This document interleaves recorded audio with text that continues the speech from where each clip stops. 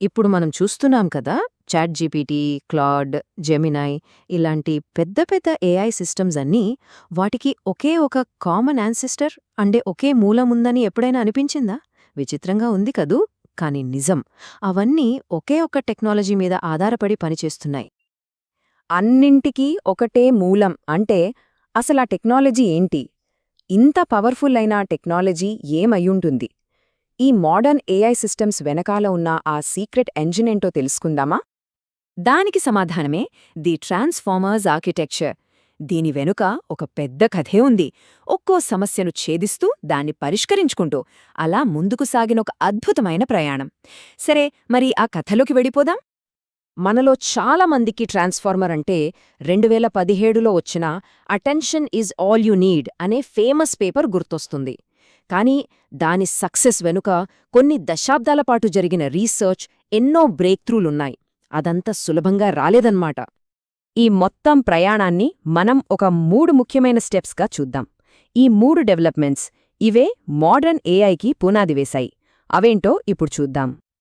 సరే, ఏఐ ఎదుర్కొన్న మొట్టమొదటి పెద్ద ఛాలెంజ్ ఏంటంటే, మన మనుషుల భాషలాంటి వరుస క్రమంలో ఉండే డేటాని న్యూరల్ నెట్వర్క్లు ఎలా అర్థం చేసుకోవాలి. ఇదే అసలు సమస్య. అంటే చూడండి, మనం మాట్లాడే భాషలో ఒక పదం అర్థం దాని ముందున్న పదాలపై ఆధారపడుంటుంది. దాన్నే కదా మనం కాంటెక్స్ట్ అంటే సందర్భమని అంటాం. పాత నెట్వర్క్లేం చేసేవంటే ప్రతి పదాన్ని విడివిడిగా చూసేవి, అందుకే ఫెయిల్ అయ్యాయి. సో ఈ ప్రాబ్లంని సాల్వ్ చేయడానికి రీకరెంట్ న్యూరల్ నెట్వర్క్స్ అంటే ఆర్ఎన్ఎన్స్ని తీసుకొచ్చారు. ఇవేం చేస్తాయంటే ఇన్పుట్లను ఒకదాని తర్వాత ఒకటి ప్రాసెస్ చేస్తూ ముందు పదం నుంచి నేర్చుకున్నది తర్వాతి పదానికి పాస్ చేస్తూ వెళ్తాయన్నమాట. కానీ ఈ ఆర్ఎన్ఎస్లో ఒక పెద్ద ప్రాబ్లం ఉండేది. చిన్న చిన్న వాక్యాల వరకు ఓకే, కాని వాక్యం కొంచెం పొడుగ్గా అయిందంటే చాలు, మొదట్లో ఏం చెప్పిందో మర్చిపోయేవి. అసలు ఎందుకలా? ఎందుకవి గుర్తుంచుకోలేకపోయాయి? దానికి కారణం వానిషింగ్ గ్రేడియంట్ అనే సమస్య. ఇది అచ్చం మనం చిన్నప్పుడు ఆడే చైనీస్ విస్పర్స్ గేమ్ లాంటిది. ఒక పొడవైన వాక్యంలో మొదటి పదాల సమాచారం నెట్వర్క్లో వెనక్కి వెళ్లే కొద్దీ అక్కడ జరిగే రిపీటెడ్ మ్యాథమెటికల్ ఆపరేషన్స్ వల్ల దాని ఇంపార్టెన్స్ తగ్గిపోతూ చివరికి ఆల్మోస్ట్ జీరో అయిపోతుంది. ఇంకేముంది, నెట్వర్క్ ఆ వాక్యం మొదట్లో ఏముందో కంప్లీట్గా మర్చిపోతుంది. సో ఈ వానిషింగ్ గ్రేడియంట్ ప్రాబ్లంని ఓవర్కమ్ చేయడానికి ఒక కొత్త ఆర్కిటెక్చర్ వచ్చింది. అదే మన కథలో మొదటి మేజర్ సొల్యూషన్. ఈ సమస్యకు పరిష్కారంగా 1990లలో హాక్ రైటర్, ష్మిడ్ హ్యూబర్ అనే ఇద్దరు సైంటిస్టులు long short term memory networks అంటే ఎల్ఎస్టీఎమ్స్ను ప్రపోజ్ చేశారు. వీటిలో ఒక స్పెషల్ మెమరీ సెల్ ఉంటుంది. ఈ సెల్లో కొన్ని గేట్స్ ఉంటాయన్నమాట.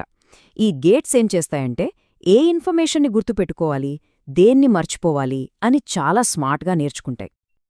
ఇక్కడొక ఇంట్రెస్టింగ్ విషయం ఏంటంటే, ఈ ఎల్ఎస్టీఎమ్స్ని 1990లోనే ప్రపోజ్ చేసిన అప్పటి టెక్నాలజీతో వాటిని ట్రైన్ చేయడం చాలా అంటే చాలా కాస్ట్లీ.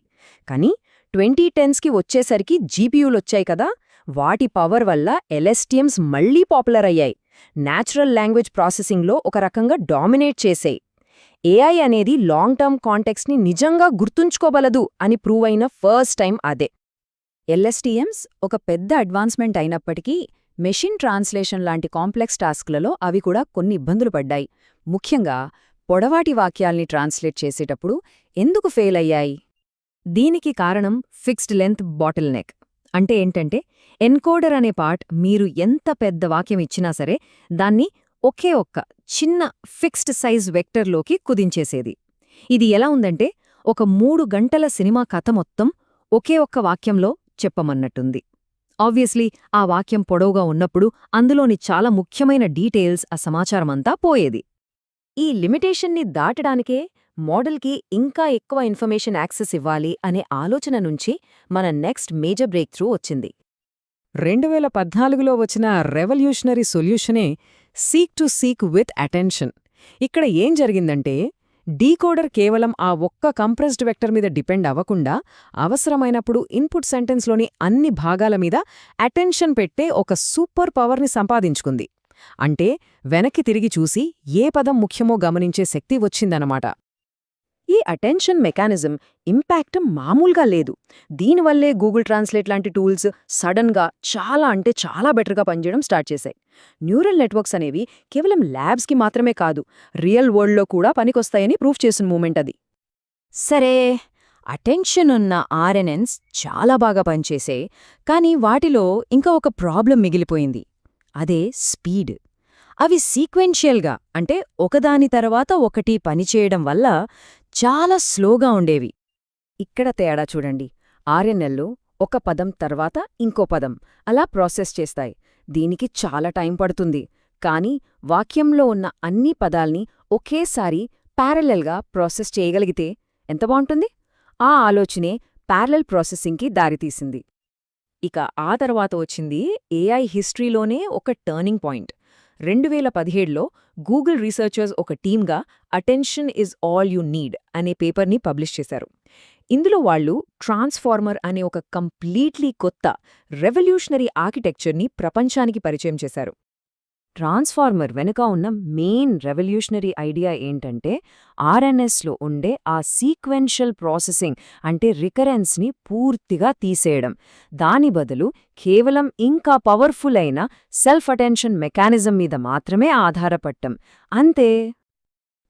ఆ 2017 పేపర్ తర్వాత ట్రాన్స్ఫార్మర్ ఆర్కిటెక్చర్ బేస్గా ఎన్నో వేరియేషన్స్ వచ్చాయి.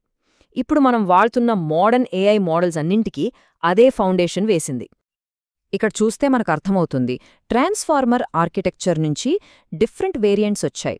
బర్ట్ లాంటివి కేవలం ఎన్కోడర్పై ఫోకస్ చేస్తే, ఓపెన్ ఏఐ వాళ్ల జీపీటీ సిరీస్ ఏమో కేవలం డీకోడర్పై ఫోకస్ చేసింది.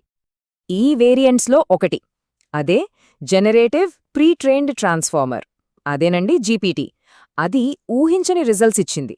దాన్ని భారీ డేటాసెట్స్తో స్కేలప్ చేయడమే ఇప్పుడు మనం వాడుతున్న చాట్ జీపీటీ లాంటి super intelligent chat based systems పుట్టడానికి కారణమైంది. సో ఈ మొత్తం జోని మనకొకటి నేర్పుతుంది. ఏఐలో ప్రతి మేజర్ బ్రేక్ త్రూ ఒక ఫండమెంటల్ లిమిటేషన్ని దాటడం వల్లే వచ్చింది. Memory problem, fixed length bottleneck, speed, చూశారుగా, ఒక్కో ప్రాబ్లంకి ఒక్కో సొల్యూషన్. మరిప్పుడు ఆలోచించండి, ఏఐలో రాబోయే నెక్స్ట్ బిగ్ బ్రేక్ త్రూ ఏ ఫండమెంటల్ లిమిట్స్ని సాల్వ్ చేయబోతుంది?